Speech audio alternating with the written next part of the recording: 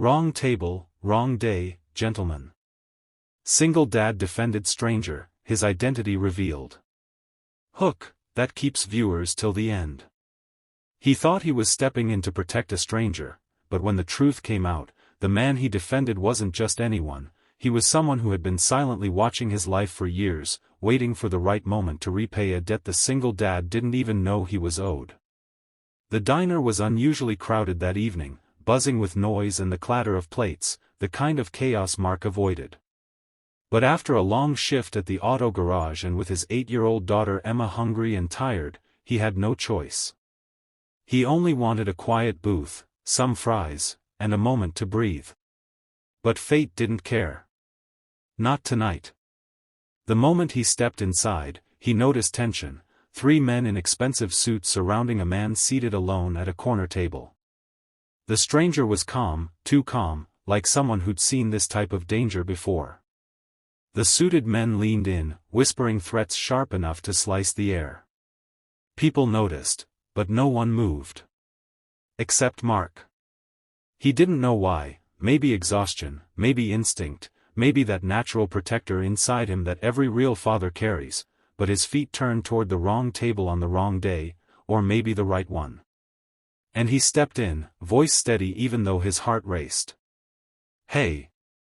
The man said he wants to eat in peace. Back off. Emma tugged his sleeve, whispering, Dad, please. But the men turned, sneering, clearly amused.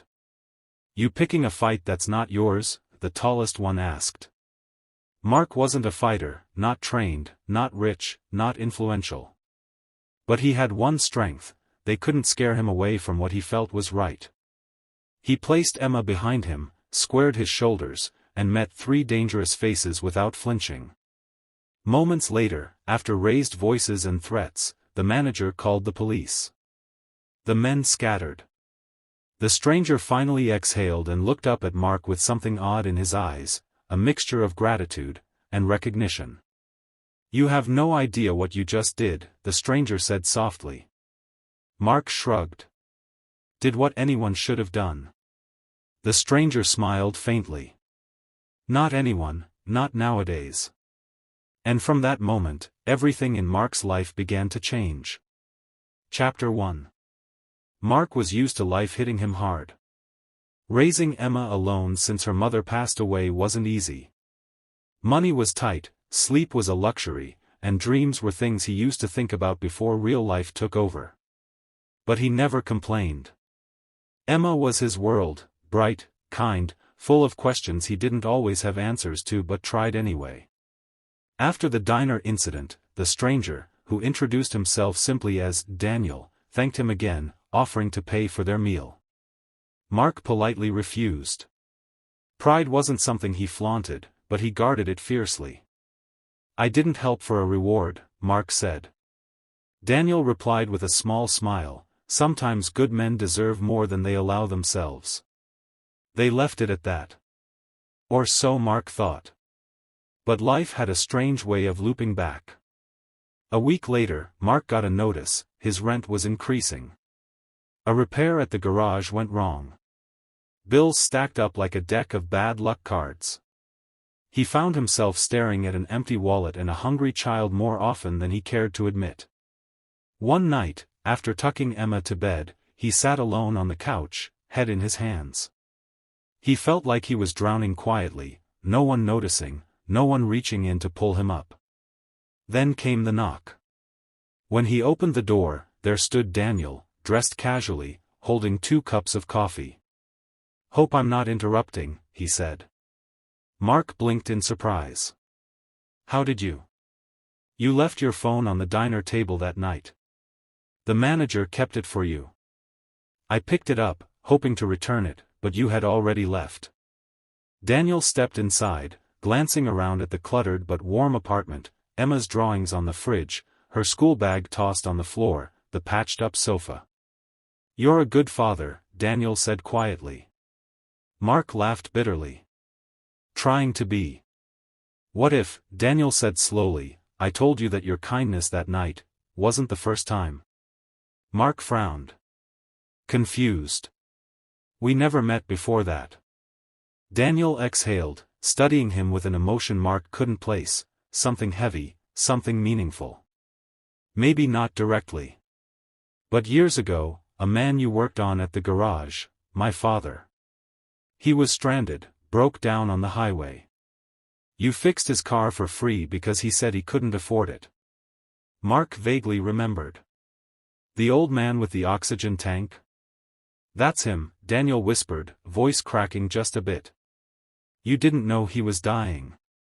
You didn't know he was trying to take one last road trip. You gave him a chance to reach home on time. Mark's breath froze. He talked about you, Daniel continued.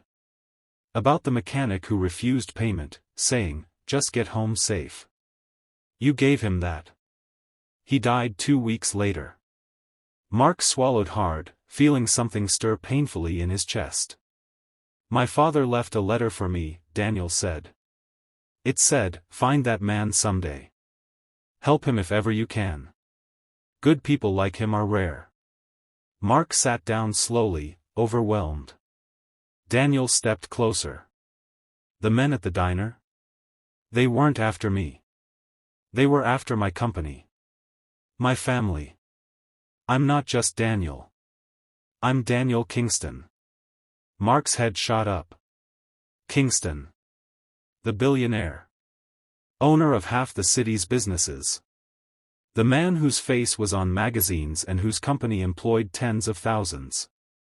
I owed you, Daniel said quietly. More than you can imagine. Mark had no words. Daniel placed an envelope on the table. This is just a start. A job. A home. A chance to breathe again. You earned this, not by force, not by favors, just by being who you are. Mark stared at the envelope, hands trembling. I don't want charity. Daniel shook his head. Good. Because this isn't charity. This is a debt my father never got to pay. For the first time in years, Mark felt something break inside him, not pain, but relief. A lifeline. A chance. A reminder that kindness doesn't disappear, it circles its way back. Chapter 2. Mark took the job Daniel offered, not a handout, but a position managing logistics at one of Kingston Industries' subsidiary branches. Mark had always been hardworking, disciplined, and organized. He adapted quickly. The salary was life-changing, enough to finally give Emma the life she deserved. Their new home was modest, but safe. Bright. Humming with warmth.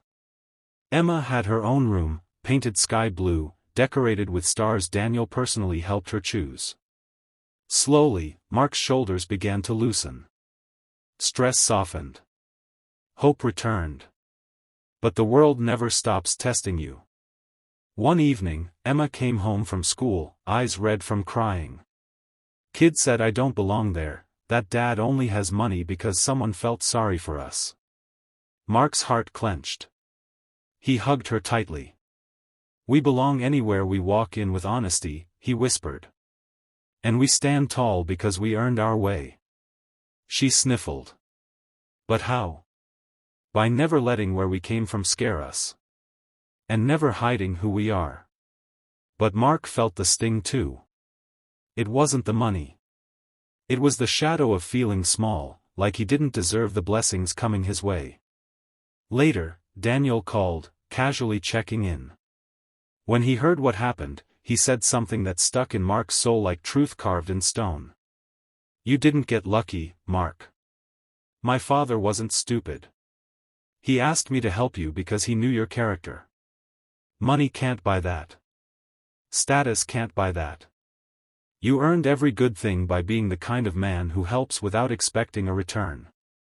Mark breathed deeply, letting those words settle. And for the first time, he believed them.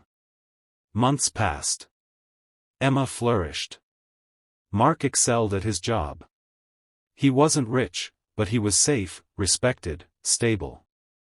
And every time he doubted himself, he remembered the diner, the old man's smile, Daniel's gratitude, the chain of kindness that had stretched across years to connect them.